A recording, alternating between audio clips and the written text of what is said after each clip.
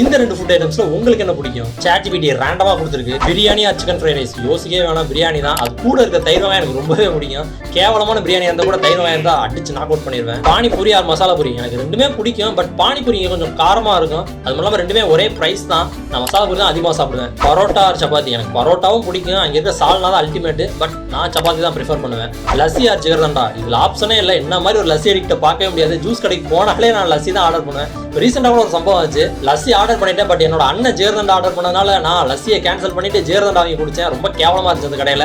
அதுக்கப்புறம் மறுபடியும் போறப்பலாம் லஸ்ஸி தான் ஆர்டர் பண்ணி குடிக்கிறது. So lassi forever. Idli or pongal எனக்கு ரெண்டுமே பிடிக்கும், ரெண்டுமே சாப்பிடுவேன். பட் ஹோட்டல்னு போனா பொங்கல் இருந்தால் பொங்கல் தான் ஆர்டர் பண்ணுவேன். பொங்கல் அண்ட் வடை செம காம்போ வேற லெவலா இருக்கும். ஸோ பொங்கல். வடை யார் பஜ்ஜி இப்போதான் சொன்னேன் வடை பிடிக்கும்னு. பொங்கல் கூட வடை சூப்பரா இருக்கும். பட் வடையா பஜ்ஜியான்னு கேட்டா பஜ்ஜி எனக்கு ரொம்பவே பிடிக்கும்.